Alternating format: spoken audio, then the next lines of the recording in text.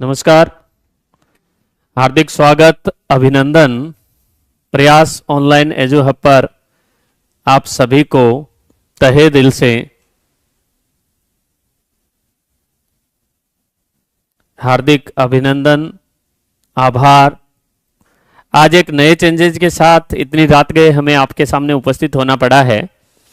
आज ही शाम को आरपीएससी के द्वारा आयोजित की जाने वाली ग्रेड फर्स्ट भर्ती परीक्षा 2025 के पाठ्यक्रम में आमूलचूल परिवर्तन किया है और इतना बड़ा परिवर्तन आरपीएससी ने जो किया उसको आप सबकी जिज्ञासाओं को शांत करने के लिए कि क्या प्रभाव पड़ सकता है इसका, क्या हो सकता है, क्या नहीं हो सकता, इसके लिए आप सबके सामने उपस्थित हुए हैं। आइए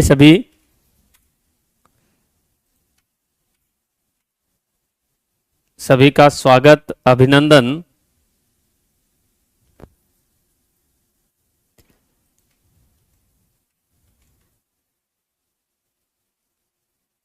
ओके, चलिए शुरू करते हैं। Rajasthan public service commission Ajmer के द्वारा बहुत बड़ा बदलाव 2025 भर्ती परीक्षा को लेकर किया गया है और इस बदलाव में सिलेबस में क्या क्या चेंजेज आए हैं, क्या क्या नहीं आए, उन पर अपन परिचर्चा करें। तो सबसे पहले हिंदी विषय के प्रश्न पत्र पर हम चर्चा करेंगे। हिंदी विषय के प्रश्न पत्र पर चर्चा करते हुए मैं आपको बताऊं, व्याकरण का जो भी टॉपिक है, व्याकरण के टॉपिक में लगभग बहुत बड़ा चेंजेज अपने को देखने को मिला है। व्याकरण में अगर अभी हाल ही में हुई परीक्षा की बात करें उसमें और अब जारी पाठ्यक्रम में बहुत ज्यादा अंतर अपने को देखने को मिलेगा, क्योंकि पूर्व परीक्षा में संधि, समास, उपसर्ग, प्रत्यय, वाक्य और शब्द शुद्धि, वाक्य शुद्धि के ही व्याकरण के टॉपिक थे। उनके अलावा जनसंचार के माध्यम, उससे संबंधित लेखन, ये पत्रकारिता, इन सबको वर्तमान में आरपीएससी के द्वारा हटा दिया गया है और व्याकरण के बहुत से नए टॉपिक जोड़ दिए गए हैं। सबसे पहला टॉपिक अपन बात करें वर्ण व्यवस्था का है। वर्ण व्यवस्था में वर्णों का वर्गीकरण, स्वरों व्यंजनों का वर्गीकरण और स्वरों व्यंजनों के वर्गीकरण के साथ साथ ही एक टॉपिक डाला है कोश क्रम। कोश क्रम का मतलब हो गया शब्द को हिंदी अल्फाबेट के अकॉर्डिंग सेट करना होता है। ये शब्द कोश पर आधारित इसमें प्रश्न पूछे जाते हैं। 2, 4, 5, 10 आपको शब्द दे दिए जाते हैं, उनको सही क्रम में लिखना है। जैसे अंग्रेजी का alphabet upon A to Z करते हैं, उसी प्रकार हिंदी का भी एक अल्फाबेट है जिसे वर्णमाला से भिन्न किया गया है। वर्णमाला का क्रम अलग रहेगा और हिंदी का क्रम, हिंदी में कोश क्रम जो है वो अलग रहता है। इसलिए कोश क्रम एक नया टॉपिक, वर्ण विचार एक नया टॉपिक जिसमें वर्ण का वर्गीकरण आ गया, वर्ण के उच्चारण स्थान आ गए, वर्ण को भेद उपभेद आ गए, कितने भागों में इन्हें बांटा जा सकता है, इनसे संबंधित प्रश्न इनमें होने वाले हैं जो पिछले ग्रेड फर्स्ट के पेपर में अपने नहीं थे। दूसरा टॉपिक जो आया है नया, वर्ण व्यवस्था के बाद अपन बात करें शब्द विचार की। शब्द विचार, शब्दों का वर्गीकरण। शब्दों का वर्गीकरण स्रोत के आधार पर जो वर्गीकरण दिया है, स्रोत के आधार पर मोस्टली 4 प्रकार का वर्गीकरण हमें देखने को मिलता है, लेकिन यहां पर इन्होंने तत्सम शब्द, तद्भव शब्द और विदेशी शब्द, इन 3 प्रकार के शब्दों को अपने पाठ्यक्रम में शामिल किया है और बहुत अच्छे प्रश्न इनसे भी बनते हैं। इसलिए ये भी आपके लिए एक नया और इंपॉर्टेंट टॉपिक रहने वाला है। आगे चर्चा करें शब्द का वर्गीकरण। तो शब्द वर्गीकरण में जो रूप परिवर्तन के आधार पर अपन शब्दों का वर्गीकरण देखते हैं व्याकरण के आधार पर, तो रूप परिवर्तन के आधार पर सारे के सारे विकारी शब्द जैसे संज्ञा हो गया, सर्वनाम, विशेषण, क्रिया और अविकारी शब्द में क्रिया, विशेषण एवं उसके भेद, इन दोनों को नए सिलेबस में ही शामिल किया गया है। पुराने सिलेबस में इनसे कोई प्रश्न हमें देखने को नहीं मिलते थे और बिल्कुल नए रूप में इसको तैयार करना है और नए रूप में इसे आरपीएससी के द्वारा शामिल किया गया है। इसी के क्रम में व्याकरण के ही आगे जो टॉपिक्स हैं अपने, उसमें अगर देखें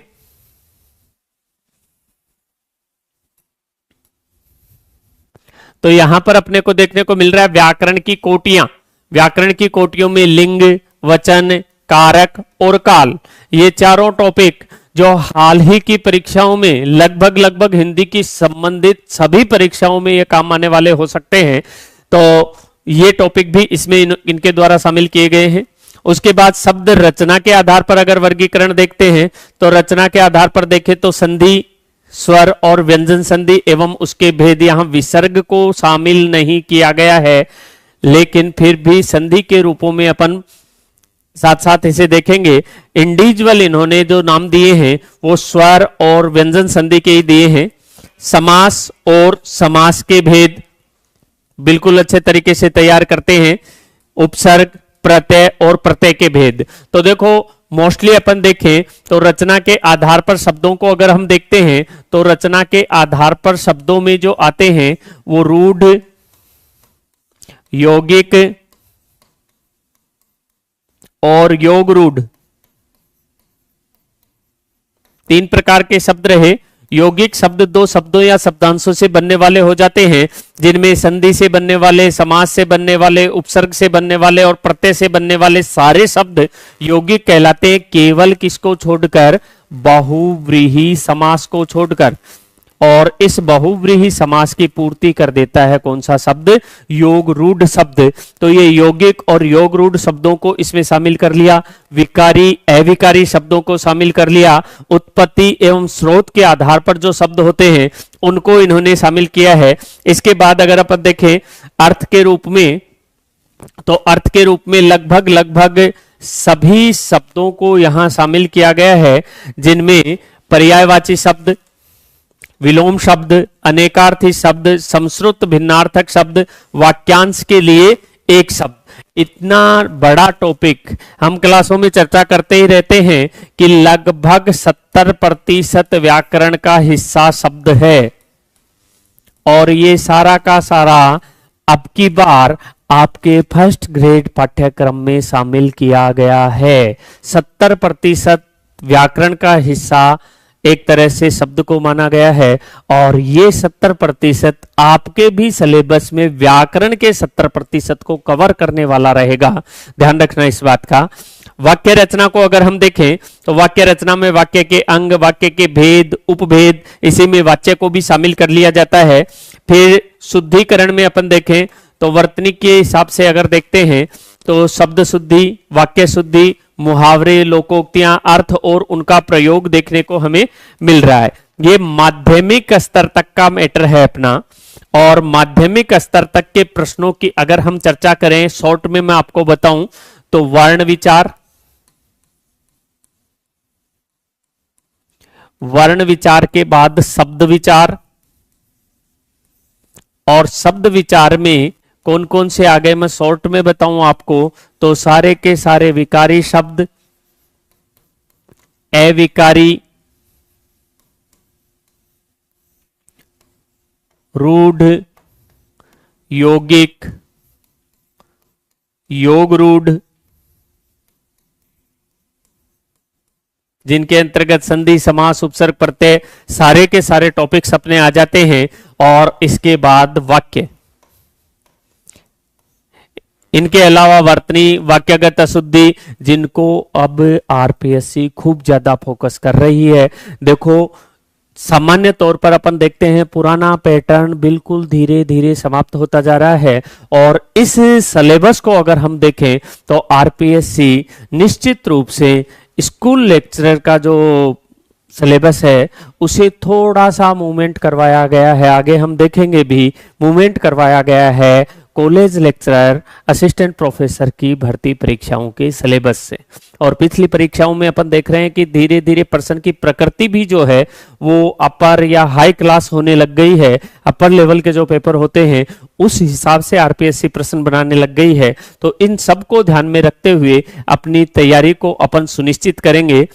ये अपना पूरा का पूरा जो है वो है पाठ्यक्रम माध्यमिक स्तर का। 3 श्रेणियों में आरपीएससी ने पाठ्यक्रम को बांटा है, माध्यमिक स्तर, स्नातक स्तर और स्नातकोत्तर स्तर। दूसरे स्टेज पर अपन चलते हैं स्नातक स्तर की ओर। स्नातक स्तर का जो पाठ्यक्रम है उसमें भी आमूलचूल परिवर्तन हमें देखने को मिलेगा, क्योंकि पिछली भर्ती परीक्षा में जो टॉपिक्स नहीं थे वो इसमें ऐड किए गए। अगर आप माध्यमिक स्तर पर देखो तो कुछ एक टॉपिक ऐसे थे जिनको हटाया गया था और कुछ एक टॉपिक ऐसे हैं जिनको जोड़ा गया है। लेकिन माध्यमिक उच्च स्तर स्नातक स्तर को हम देखें तो स्नातक स्तर में काफी ज्यादा परिवर्तन अपने को देखने को मिला है। कुछ एक लाइव स्टूडेंट अपने से जुड़े हैं।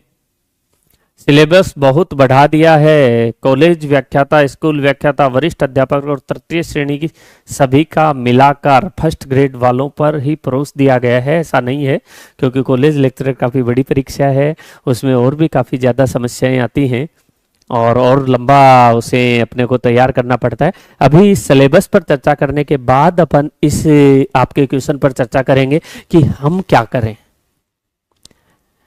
शेयर कर दीजिए, लाइव कीजिए। शेयर में सबसे बड़ी समस्या अभी वर्तमान में अपने क्या आ रही है कि सब सेकंड ग्रेड भी आ रही है, फर्स्ट ग्रेड भी आ रही है, ग्रेड थर्ड भी आ रही है। इसमें हम चर्चा किस पर करें या हम फोकस किस पर करें, कहाँ हम अपने आप को एकाग्रचित करें, उस पर हम चर्चा कर रहे हैं। एक बार सिलेबस कंप्लीट हो जाए अपने, उसके बाद में अपन इस पर चर्चा करेंगे। महिपाल जी नमस्ते, सुशीला जी नमस्ते, नवीन जी नमस्ते, सभी का हार्दिक स्वागत, अभिनंदन। तो सिलेबस जितनी देर में अपना कवर होता है उसके बाद ही अपन चर्चा करेंगे कि कौन सी तैयारी हमें करनी है, किसमें बेटर अपॉर्चुनिटी अपने को मिल सकती है, उसके लिए अपन चर्चा परिचर्चा करेंगे। तो तब तक आप अपने साथियों को, मित्रों को, जो भी हिंदी विषय से जुड़े हुए हैं उनको लिंक शेयर कीजिए और इस लाइव सेशन में सभी जुड़िए, क्योंकि ये जो समय है वो बिल्कुल आप सामान्य तौर पर फ़ोन चलाते ही रहते हो और स्क्रॉल करने की बजाय इस पर अगर फोकस करते हैं तो अपने जीवन के लिए ये एक रामबाण सिद्ध होने वाला लाइव वीडियो आपके लिए हो सकता है, आपके जीवन को बदलने वाला लाइव वीडियो आपके लिए हो सकता है।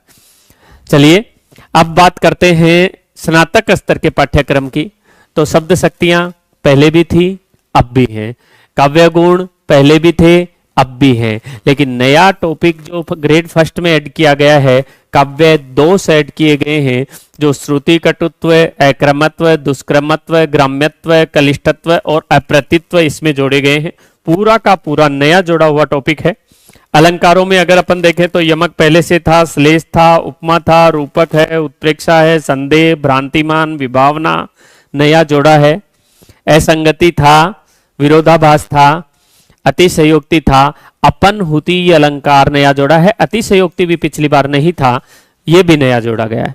अतिशयोक्ति, विभावना और अपनहुति तीन अलंकार नए जोड़े गए हैं। आप ये मत सोचना कि केवल दोष ही जोड़े हैं, अलंकारों में भी अगर डीप जा रहे हो आप तो अतिशयोक्ति, अपनहुति और विभावना अलंकार नया जोड़ा गया है। छंद में अगर बात करें तो द्रुत विलंबित छंद था, हरि गीतिका भी है, दोहा भी है, सोरठा भी है, कुंडलिया छंद अभी जोड़ा गया है दोबारा से, चौपाई था पहले से, छप्पय छंद अब जोड़ा है, मंदाक्रांता छंद अब जोड़ा है, मदगयंत छंद अब जोड़ा है, सवैया है ये, ठीक है, और मनहरण कवित अब जोड़ा गया है। मनहरण कवित, मतगयंद, सवैया। सवैया के भेद काफी ज्यादा हैं, पूरे सवैया को अगर पढ़ते हैं तो मतगयंत भी इसमें शामिल कर दिए गए हैं। तो ये जो अंडरलाइन मैंने किए हैं यहाँ पर, मतगयंत, मनहरण, मंदाक्रांता, छप्पय, कुंडलीय, ये 6 छंद नए जोड़े गए हैं। रस की अगर बात करें तो रस में लगभग पिछले सिलेबस में भी पूरा था, इस बार भी नया कुछ नहीं जोड़ा है रस टॉपिक में।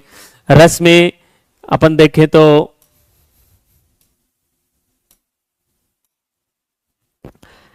रस का स्वरूप, रस के अवयव और रस के भेद, उदाहरण इसमें शामिल नहीं किए गए हैं। हो सकता है उदाहरण से प्रश्न आए भी नहीं भी आए, लेकिन रस के भेद पढ़ने के लिए उदाहरण समझने आवश्यक हो जाते हैं। इसी के साथ हिंदी साहित्य के इतिहास में भी काफी ज्यादा परिवर्तन किया गया है। हिंदी साहित्य का इतिहास जो है, लास्ट ईयर सिलेबस को अपन देखें 2018 के बाद के को 2020 की भर्तियों से जो सिलेबस चल रहा है अपना, उससे और इसमें काफी ज्यादा अंतर अपने को देखने को मिलेगा, क्योंकि इतिहास लेखन की परंपरा पहले भी थी, अब भी है। प्रमुख इतिहास ग्रंथ, इतिहास लेखक पहले भी थे, अब भी हैं।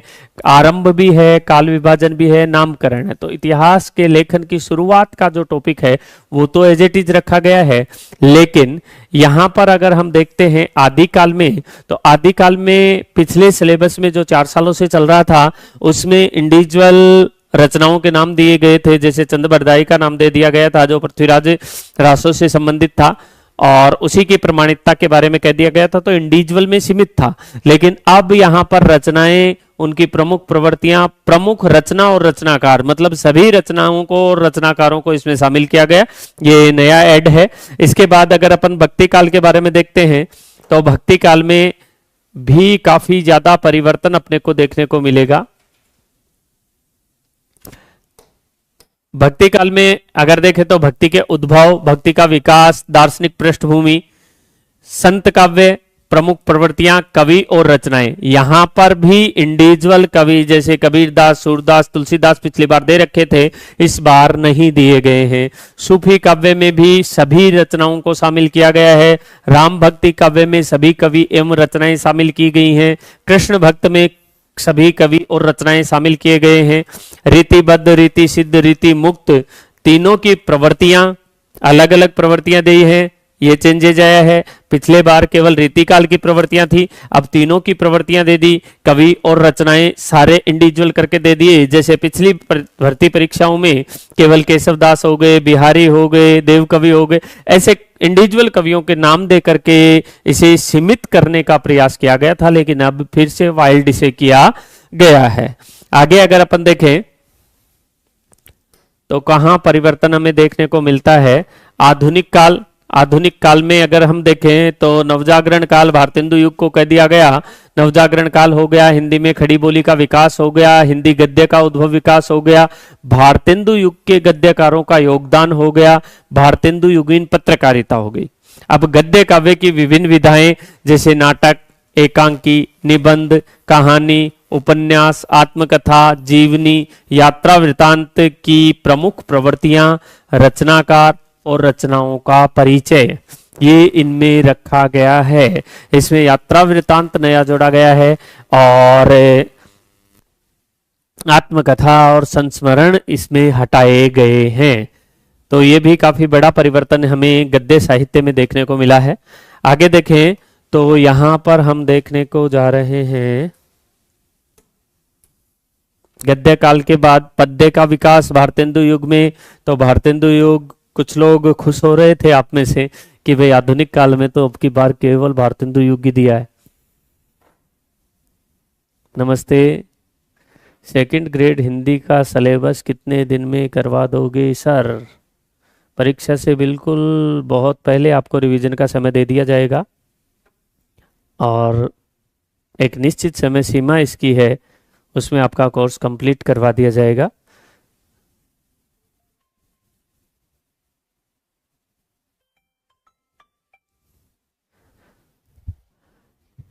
पद्य का विकास, भारतेंदु युग को देखें, द्विवेदी युग को देखें, छायावाद, प्रगतिवाद, प्रयोगवाद, नई कविता, समकालीन कविताएं। तो आधुनिक काल की पद्य भाग में भी द्विवेदी युग, गद्य युग सभी को शामिल किया गया है। तृतीय खंड आता है स्नातकोत्तर। इससे पहले अपन चर्चा करते हैं किसकी, स्नातक स्तर में। तो स्नातक स्तर में हमें देखने को क्या क्या मिला। संपूर्ण काव्य शास्त्र अगर अपन देखें तो काव्य के गुण भी हैं, काव्य के दोष भी हैं, काव्य की रीति भी है, काव्य का अलंकार, छंद, रस, सभी टॉपिक्स अपने इसमें दिए गए हैं। तथा हिंदी साहित्य का इतिहास अगर शॉर्ट में आप देखते हो तो दो ही चीजें, वो आपकी इच्छा पर डिपेंड करता है। आप 2 बार पढ़ते हो, 3 बार पढ़ते हो, कितनी बार पढ़ते हो।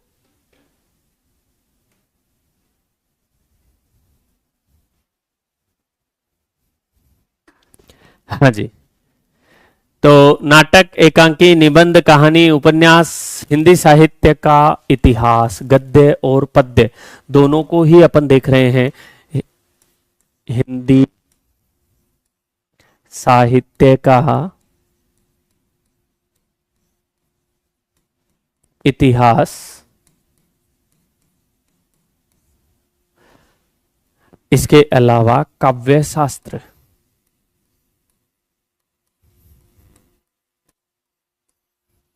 ये दो टॉपिक्स अपने स्नातक स्तर के पाठ्यक्रम में शामिल किए गए हैं। इसके बाद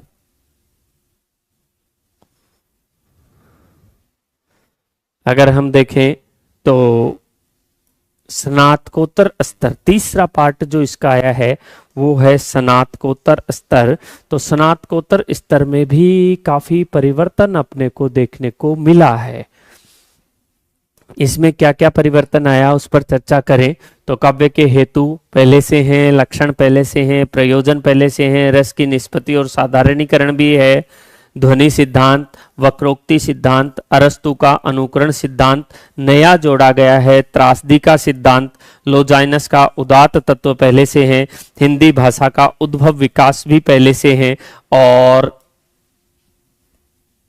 इसके साथ क्या और आया, हाँ, हिंदी भाषा का उद्भव विकास, राजस्थानी भाषा पर थोड़ा सा फोकस किया गया है, बोलियां भी हैं, राजस्थान की प्रमुख बोलियां भी हैं, राजभाषा है, देवनागरी लिपि का मानक स्वरूप भी इसमें शामिल किया गया है। तो नया जो स्वरूप आया तो मानक स्वरूप को अपन देख सकते हैं, राजस्थानी की प्रमुख बोलियां नया टॉपिक आया है, उद्भव विकास और बोलियां ये पहले से था। तो यहाँ भी जो परिवर्तन अपने को देखने को मिलता है तो मनोविश्लेषणवाद को यहाँ से हटा दिया गया है, मनोविश्लेषणवाद यहाँ पर नहीं है। बाकी लगभग मनोविश्लेषणवाद हटाया है। तो अरस्तु का त्रासदी का सिद्धांत, ट्रेजेडी का सिद्धांत जो है वो नया शामिल किया गया है, राजस्थानी भाषा की प्रमुख बोलियां नई शामिल की गई, देवनागरी लिपि का मानक स्वरूप नया शामिल किया गया है। और आगे अगर अपन पाठों की बात करें तो पाठों में भी बहुत ज्यादा परिवर्तन इस बार किया गया है। पुराने पाठ जो आपने पढ़े थे उनमें अब थोड़ा सा परिवर्तन आपको देखने को मिलेगा। श्याम सुंदर दास द्वारा संपादित कबीर ग्रंथावली के साखी भाग के प्रारंभिक 5 अंग दे दिए गए हैं आपको। पहले केवल और केवल गुरुदेव का अंग आपके आया करता था, अब गुरुदेव के अंग से लेकर के सुमिरन का अंग हो गया, ज्ञान विरह का अंग हो गया, विरह का अंग हो गया और पर्चा का अंग हो गया। ये पहले 5 अंग कंप्लीट दे दिए गए हैं और प्रारंभिक 10 पद, ये एक नया बदलाव इसमें देखने को मिलता है। जायसी ग्रंथावली में आचार्य रामचंद्र शुक्ल द्वारा संपादित नागमती का वियोग खंड, जायसी ग्रंथावली में पद्मावत आता है और पद्मावत में नागमती के वियोग खंड की चर्चा की गई है। जब रावल रत्न सेन श्रीलंका सिंगल द्वीप चले जाते हैं तो रावल रत्न सेन के वियोग में नागमती का जो वियोग दशा है उसका वर्णन वियोग खंड के नाम से किया गया है जायसी ग्रंथावली में। उसको नया ये टॉपिक अपने जोड़ा गया है। तुलसीदास जी गीता प्रेस गोरखपुर के बालकांड को संपूर्ण बालकांड जो पहले भी था अब भी है, भ्रमर गीत सार नया पद जोड़ा गया है। आचार्य रामचंद्र शुक्ल द्वारा संपादित जो भ्रमर गीत सार है उसके प्रारंभिक 20 पदों से प्रश्न पूछे जाने हैं। बिहारी रत्नाकर, ये 25 प्रश्न अपने पहले से थे। घनानंद के द्वारा विश्वनाथ मिश्र द्वारा संपादित घनानंद कवित के प्रथम शतक से प्रारंभिक 10 छंद शामिल किए गए हैं। इसके अलावा ये भी नया ही है क्योंकि ये पहले नहीं था। इसके अलावा साकेत पहले से अपने पास है, नवा सर्ग था। राम की शक्ति पूजा इस बार नया जोड़ा है। राम की शक्ति पूजा सूर्यकांत त्रिपाठी निराला की एक लंबी कविता मानी जाती है। आपका बंटी मनु भंडारी का के द्वारा रचित। इसके अलावा कहानियों में कफन प्रेमचंद की पहले से थी, पुरस्कार जयशंकर प्रसाद की पहले से थी, और आती है कहानियों में गैग्रीन रोज अज्ञे द्वारा रचित। अज्ञे की गैग्रीन कहानी है एक जो पहले गैग्रीन नाम से प्रकाशित हुई थी, और गैग्रीन एक प्रकार का रोग होता है पहाड़ी क्षेत्रों में। उस रोग के नाम से इसका नामकरण किया गया था, लेकिन बाद में इसका नाम परिवर्तन करके रोज कहानी रखा गया। रांगे राघव की गदल जो एक परंपराओं से जुड़ी हुई कहानी है, बहुत अच्छी कहानी है और परंपराओं को प्रमाणित करने वाली कहानी ये मानी जाती है। चंद्रगुप्त नाटक जयशंकर प्रसाद द्वारा रचित, और चौथा खंड जो जोड़ा गया है वो शिक्षण शास्त्र को फिर से शामिल कर लिया गया। शिक्षण अधिगम सामग्री है, शिक्षण अधिगम में संगणक एवं सूचना प्रौद्योगिकी का प्रयोग आईसीटी को इसमें शामिल किया गया है। तो आईसीटी का प्रयोग, शिक्षण शास्त्र का प्रयोग और शिक्षण अधिगम सामग्रियों का प्रयोग, इसमें पेडागोजी और एक तरह से आईसीटी को शामिल किया गया है। अब हम इस पर परिचर्चा करें कि क्या परिवर्तन रहा। बहुत ज्यादा वाइल्ड सिलेबस किया गया है, बहुत ही मेहनत आपको नेक्स्ट जुलाई तक करनी है और निश्चित रूप से ग्रेड फर्स्ट के लायक सिलेबस बनाया है। ये ऐसा नहीं है कि इसमें सब कुछ डाल दिया और डाल दिया, ये केवल और केवल अभ्यास है। अगर आप अभ्यास करते हो और लगातार इसे अकॉर्डिंग टू सिलेबस का कंप्लीट करते हो अपनी तैयारी को, तो पहली तैयारी का सबसे पहला माध्यम यही होता है कि हम पूरा का पूरा सिलेबस जो कर रहे हैं वो हमारे जहन में होना चाहिए, हमारे दिमाग में होना चाहिए कि मुझे क्या पढ़ना है, कहाँ से पढ़ना है, कितना पढ़ना है। चर्चा करें प्रश्नों की। नीचे केवल और केवल 150 प्रश्नों की संख्या दी गई है। कहीं कुछ उल्लेख नहीं है कि माध्यमिक स्तर के कितने प्रश्न लेने हैं, उच्च स्तर के कितने लेने हैं, स्नातकोत्तर स्तर के कितने लेने हैं। लेकिन अगर आरपीएससी एक निश्चित परिमाण में सिलेबस को डिवाइड करके प्रश्न पत्र की रचना करती है तो हम देखते हैं कि निश्चित परिमाण में अगर इसकी रचना की जाएगी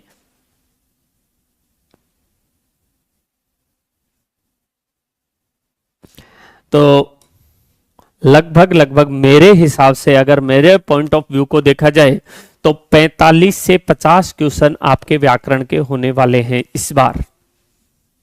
45 से 50 क्वेश्चन लगभग व्याकरण से पूछे जाने हैं, जो आपका पार्ट कवर करता है कौन सा, माध्यमिक स्तर का।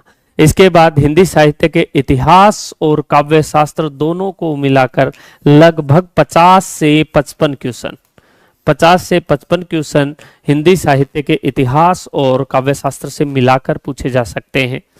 और फिर जो शेष बचता है अपने 105 क्वेश्चन अपने लगभग हुए। अगर अपन टॉपेस्ट को देखते हैं तो 45 क्वेश्चन अपने पास शेष बचते हैं। 5 से 10 क्वेश्चन आईसीटी तक के पूछे जा सकते हैं और शेष जो 35 क्वेश्चन हैं वो रचनाओं से और स्नातक स्तर के पाठ्यक्रम से पूछे जाने की संभावना नजर आ रही है। अगर पूरे सिलेबस को इक्वल बांटता है आरपीएससी तो निश्चित रूप से ये क्रम प्रश्नों का होने वाला है और इसे पूर्ण बारीकी के साथ आपको तैयार करना है। देखो वर्तमान के परिदृश्यों को अगर देखते हैं तो जीके को भी आरपीएससी ने काफी ज्यादा वाइल्ड किया है। हम कितना ही डीप जाकर के पढ़ के जाते हैं, अभी हाल ही की परीक्षाओं में जीके क्रैक नहीं कर पा रहे हैं बच्चे, जिसका कारण ये है कि जीके खूब ज्यादा वाइल्ड किया गया है, खूब ज्यादा वाइल्ड किया गया है। अब कहां से पढ़ें, क्या पढ़ें, कितना पढ़ें, उसका एनालिसिस अपने को करना है। उसी के साथ साथ अगर जीके के साथ हम यहां स्कोर थोड़ा प्लस करते हैं तो वहां केवल पास मार्किंग नंबर भी अपने आ रहे हैं तो हम अपनी सीट को सुरक्षित कर सकते हैं। लेकिन यहां हमें लोगों से आगे जाना है और आगे जाने के लिए प्रत्येक टॉपिक को बारीकी से देखना है, बारीकी से तैयार करना है और बारीकी से देख सकते हो। सेकंड ग्रेड की टेस्ट सीरीज, बिल्कुल टेस्ट सीरीज भी शुरू होंगी, क्लासें भी शुरू होंगी।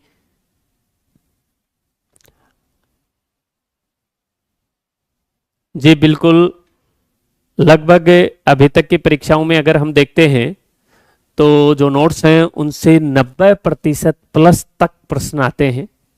लगभग 90% अगर अपन करते हैं, देखें तो टेस्ट सीरीज को देखें, नोट्सों को मिलाकर के देखते हैं तो 90% के लगभग प्रश्न आ जाते हैं। लेकिन देखो विद्यार्थी जीवन एक अलग जीवन होता है। जब तक हम सफलता को प्राप्त नहीं कर लेते हैं तब तक ये निश्चित नहीं कर पाते कि क्या पढ़ें, सफिशिएंट कितना है। क्योंकि सभी गुरुजी बोलते हैं कि साहब प्रश्न आएंगे, प्रश्न आएंगे, प्रश्न आएंगे। एक ट्रस्ट होना चाहिए, एक विश्वास होना चाहिए। अभी तक की जो परीक्षाएं हुई हैं पिछले 8-10 सालों की अगर बात करें तो लगभग 90% कोर्स नोट से आ जाता है, 90% प्रश्न पूछ लिए जाते हैं। लेकिन हम करते क्या हैं कि साहब बगल वाला है, मेरे साथ रहने वाला है, वो ये किताब पढ़ रहा है, क्या पता उसमें कुछ नया आ गया, 2 लाइन अपन नहीं देख लेते हैं तो हमें तो ये लगता है कि ये तो बहुत अलग आ गया, इसमें से क्या आ सकता क्या नहीं आ सकता।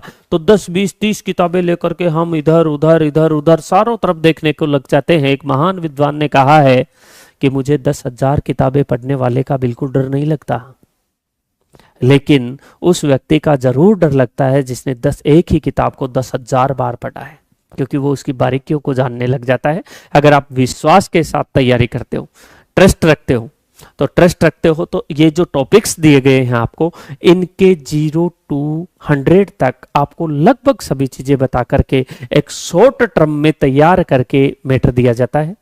उसके बाद में आप उसे बार बार रिवाइज करते रहोगे, विश्वास रखोगे और बार बार रिवाइज करते रहोगे तो वो चीज आपको बिल्कुल अच्छे तरीके से याद हो जाती है। और अगर 90% प्रश्न आप अटेम्प्ट करते हो तो फिर सिलेक्शन कहीं दूर नहीं है। क्योंकि आज तक की भर्ती परीक्षाओं में अपन ग्रेड फर्स्ट और सेकंड को देखते हैं तो टॉपेस्ट से टॉपेस्ट कट ऑफ जो गई है वो लगभग 74-75% एक बार गई है।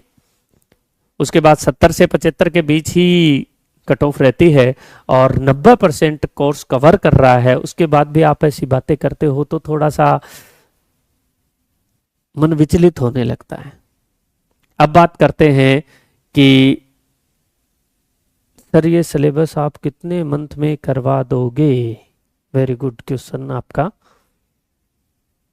आपको तैयारी के लिए बहुत अच्छा अवकाश मिल जाएगा, उतने दिन में करवाते हैं। ठीक है, देखो कोर्स की एक रूपरेखा होती है।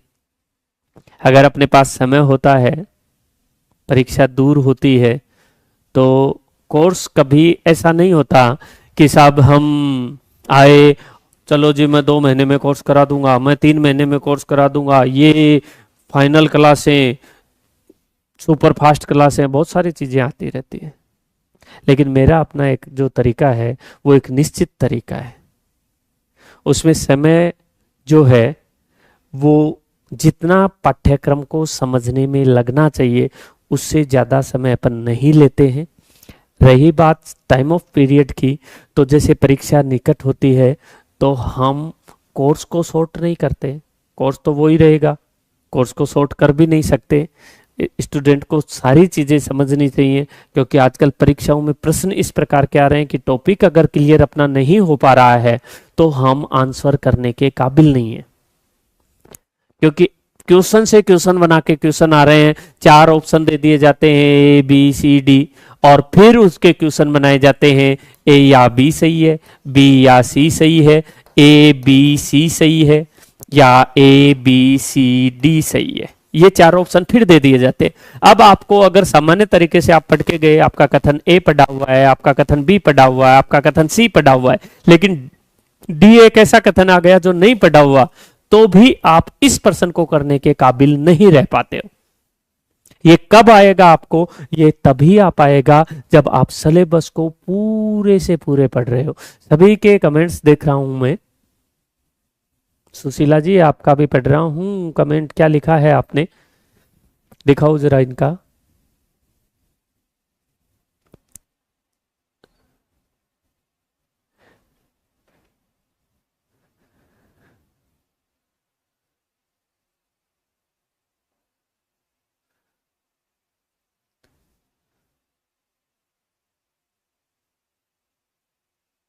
चौबीस और 25 नंबर बैच।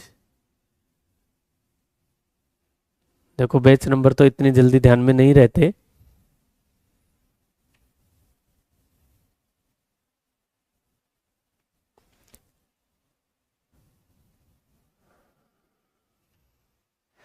बिल्कुल कोर्स के अकॉर्डिंग ही कोर्स आपको करवाया जाएगा। जैसा कोर्स है उसी के अनुसार आपको कोर्स करवाया जाएगा। हाँ जी, चलो अब अपन चर्चा परिचर्चा इस पर करें कि कैसे प्रश्न पूछे जाएंगे, कैसे हम इनको सही करें और किस प्रकार से तैयारी करें और किस विषय वस्तु की तैयारी करें। सबसे बड़ा प्रश्न जो आप लोगों का था आजकल के लिए,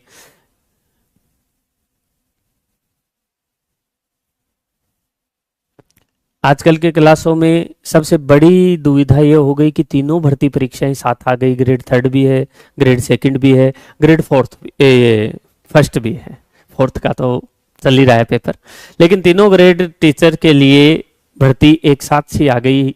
विद्यार्थी असमंजस में आ गया कि तैयारी किसकी करें। तो देखो, अगर आप मेरा ओपिनियन लेते हो और हिंदी विषय का ओपिनियन लेते हो, तो अगर MA BEd आप हैं तो आपको तैयारी करनी चाहिए ग्रेड 1st की। अगर आप BA BEd हैं तो आपको तैयारी करनी चाहिए ग्रेड 2nd की। लेकिन गुरुजी ग्रेड 3rd का तो नाम ही नहीं लिया आपने, तो उसके लिए मैं आपको समझाना चाहूंगा कि सब एक ग्रेड है जो आपको 1 से 30 तक की गिनती सीखने के लिए बोल रहा है, और एक ग्रेड है जो आपको 1 से 100 तक की गिनती सीखने को बोल रहा है। दो अलग अलग कोर्स हो गए।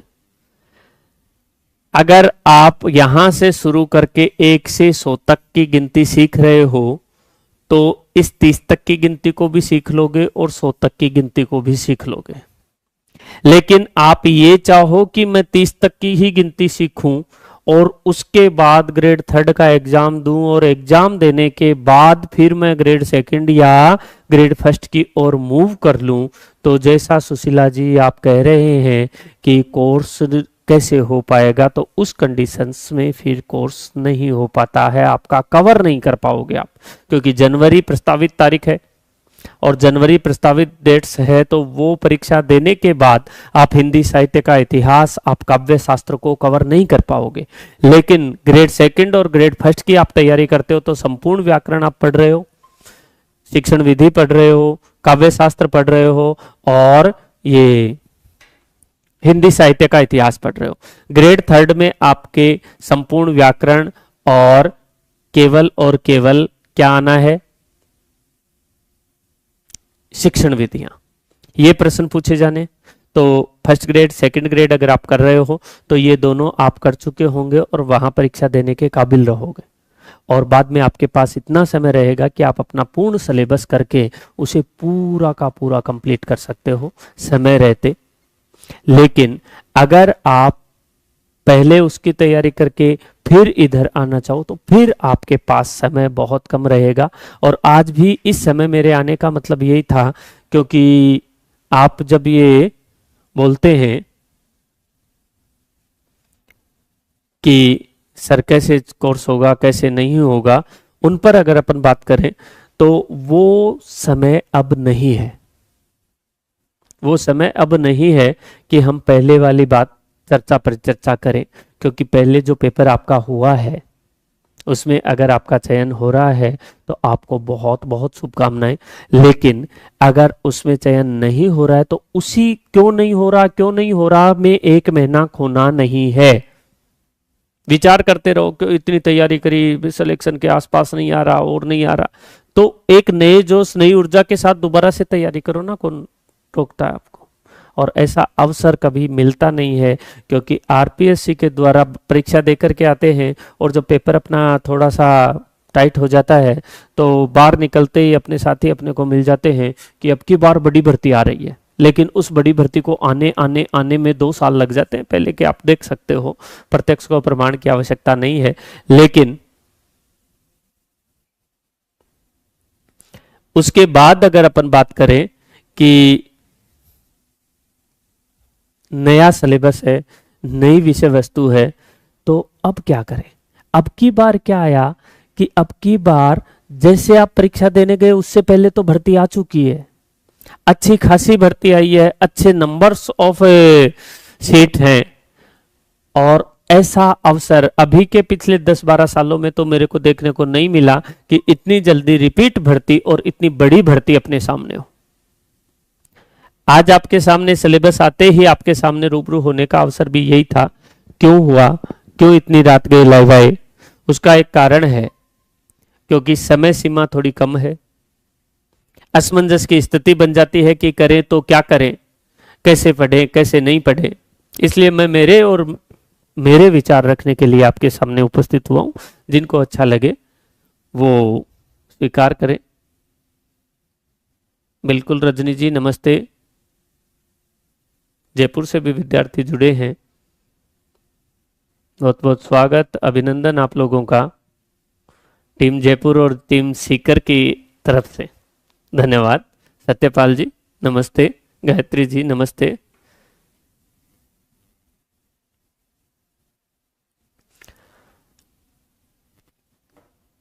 तो पुरानी बातें जो आपकी पिछली रही, उनमें अगर अपन दिमाग लगाते रहें तो वो पुरानी बातें ही सोचते रहेंगे, एक नए भविष्य की ओर बढ़ नहीं पाएंगे।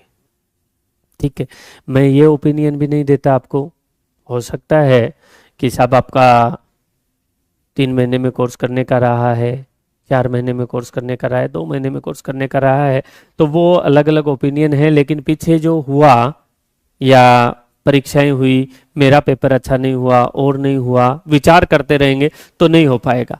लेकिन विद्यार्थी में 90% विद्यार्थी देखो मेरे हिसाब से ऐसे होते हैं कि उनमें जिज्ञासाएं 2 या 3 बार जागृत होती हैं। जैसे सिलेबस आज जारी हुआ और सिलेबस जारी होते ही अपन तत्काल प्रभाव से एक्टिव हो गए। इतने दिन बैठे थे आराम से, परीक्षा लगे 10 दिन हो गए, कोई रूपरेखा नहीं थी आपकी कि हम तैयारी करेंगे नहीं करें, अभी तो नवरात्रों में चलेंगे, फिर दीपावली बाद देखेंगे, अभी तो बहुत ज्यादा पजल्ड हूं।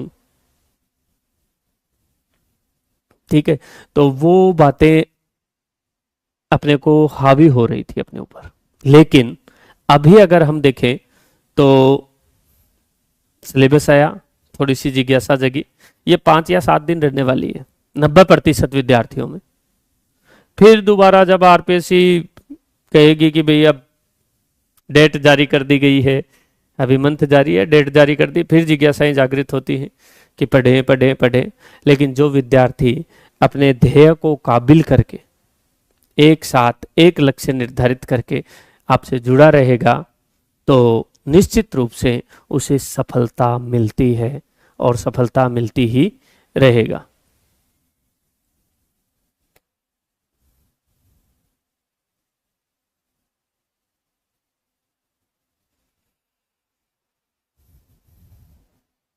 देखिए जीके थोड़ा सा अब की बार वाइल्ड आया है,